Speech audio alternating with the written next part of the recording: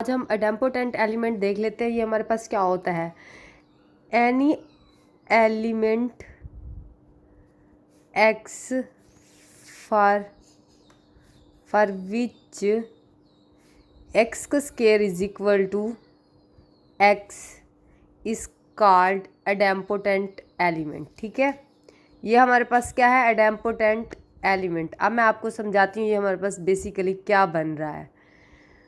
अब देखिए, वो कहता है हमारे पास कोई भी एक्स वैल्यू है।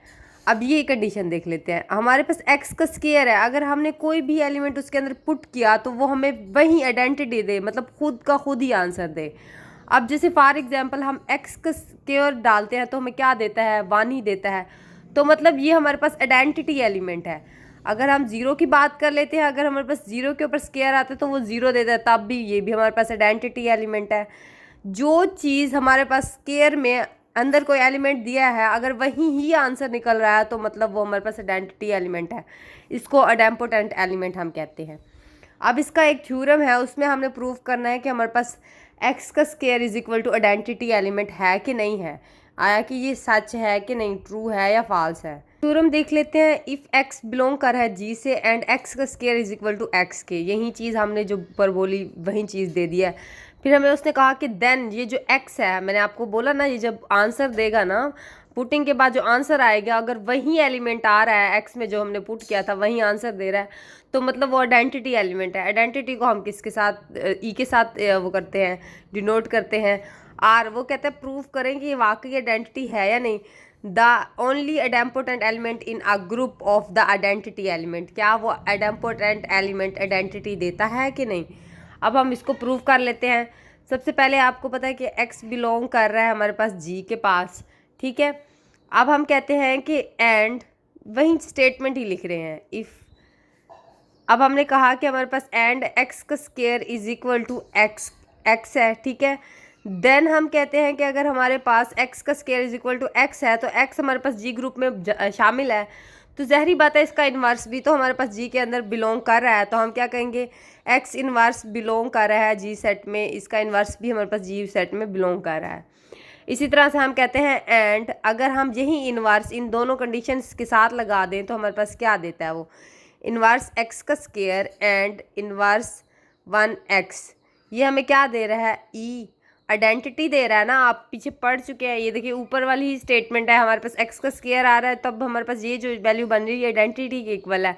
हम पीछे पढ़ चुके हैं, जब हमारे पास एक्स इनवर्स हो 7x हो तो वो आइडेंटिटी बन जाता है। तो मीन्स कि ये चीज़ प्रूव हो चुकी है कि ये हमारे पास आइडेंटिटी के इक्वल ही है, ठीक है। अब इसको आगे सिंप्लीफिकेशन करके बताते हैं कि आल्सो, अगर आप देखें इसको तो हम दोनों ने प्रूव कर लिया कि वाकई आइडेंटिटी है। अब मैं इसको भी प्रूव करके दिखाती हूँ कि क्या ये इसके इक्वल है कि नहीं है, क्योंकि मैंने आपको ये बताया ये किसके इक्वल होता है, आइडेंटिटी के इक्वल। अब हमने इस एलिमेंट को प्रूव करना है कि वाकई ये इसके इक्वल आ रहा है कि नहीं आ रहा। एक्स इनवर्स एक्स का स्केयर, अब हम क्या करते हैं, एक्स इनवर्स, अब ये हमारे पास दो एक्स का स्केयर है तो हम एक्स एक्स लिख सकते हैं ना, तो मैंने क्या किया, एक्स एक्स लिख दिया, ठीक है। अब मैं क्या करती हूँ, इन दोनों को इकट्ठे लिख देती हूँ, एक्स इनवर्स एंड एक्स को एक्स को बाहर रख लेती हूँ। अब मैंने आपको क्या बताया, एक्स इनवर्स एक्स जब आता है तो हमारे पास किसके इक्वल होता है, आइडेंटिटी एक्स के इक्वल होता है। तो मीन्स कि ये हमारे पास एक्स आ गया आंसर में। अब हम कह सकते हैं हिंस, हमारे पास जो x है वो आइडेंटिटी एलिमेंट है। ये देखें, ये और ये कंपेयर करके देखें, ये आइडेंटिटी है हमारे पास आंसर। का बी पार्ट है, इसको भी हम हल करते हैं, जैसे हम पीछे वाला सवाल कर चुके थे वैसे ये भी है। इसको प्रूव करना है, ये y is equal to z के है। अब सबसे पहले हम क्या करते हैं, बोथ साइड इन्वर्स ले लेते हैं, इन्वर्स को मल्टीप्लाई कर देते हैं एक्स वाई, एंड यहाँ भी एक्स इन्वर्स एक्स जेड कर लेते हैं। अब इन्वर्स का v1। अब देखिए हम क्या करते हैं, इस दोनों को हम इकट्ठे ले लेते हैं, x माइनस 1x, ये हमारे पास 7 आ गया, इज इक्वल टू, फिर इधर भी हम ऐसे ही करेंगे, x inverse x and z हमारे पास यहाँ आ गया। अब मैंने ये क्यों किया, अब देखिए आप एक चीज़ भी इस तरफ ऐसे समझिए, ये इज इक्वल टू इधर ही लिख रहे हैं हम, मतलब ऐसे फॉलो कर रहे हैं इस तरह से, वरना ऐसे फॉलो होता है ना, ये इधर आ जाते हैं या इधर, आपकी मर्जी है। क्योंकि बुक में जिस हिसाब से लिखा हुआ है वो इस तरह से है कि ये लिखने के बाद ये वाली लाइन लिखी गई है और उसके बाद एंड लगा के फिर ये और इसके बाद ये लिखी गई है। मैंने आपको एक चीज़ दिखाने के लिए ऐसे प्रूव कर दे कि इस तरह से भी होता है, उस तरह से भी हो सकता है।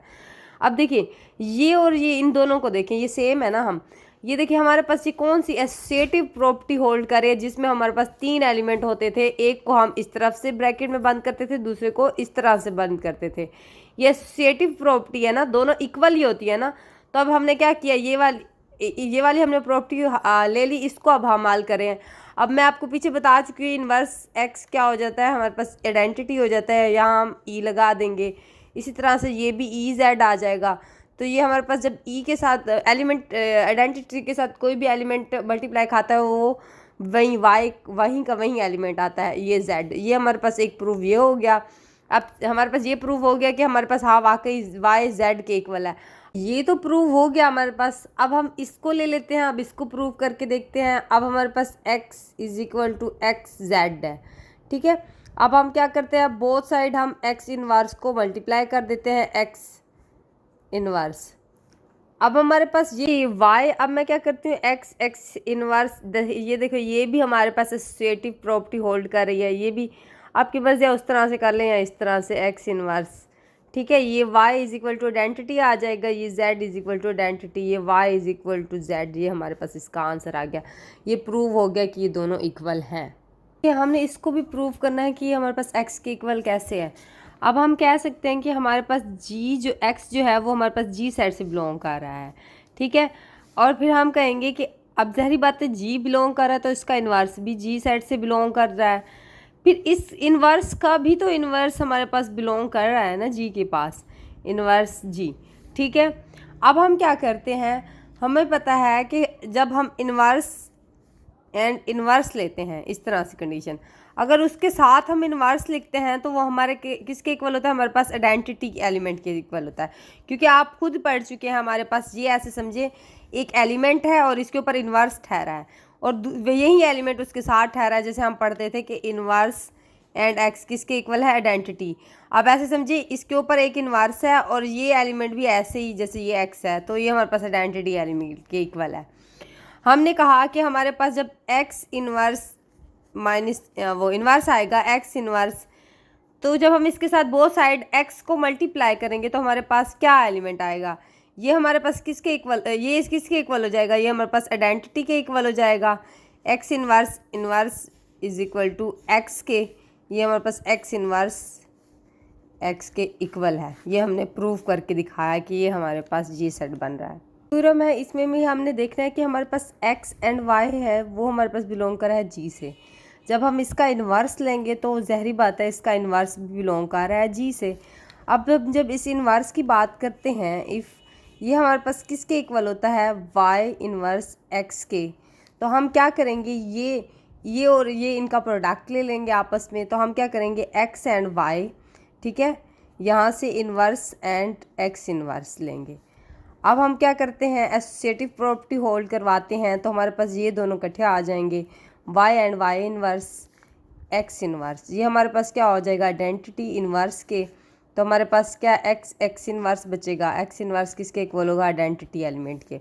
इसी तरह हम इसकी अपोजिट बात कर लेते हैं, एक्स और वाई इधर लिख लेते हैं, एक्स इन्वर्स ये एक्स एंड वाई।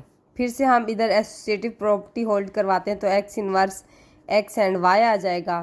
तो हमारे पास वाई इन्वर्स ये हमारे पास आइडेंटिटी के इक्वल हो जाएगा, वाई इन्वर्स वाई ये हमारे पास आइडेंटिटी के इक्वल है। ये हमारे पास प्रूव हो गया।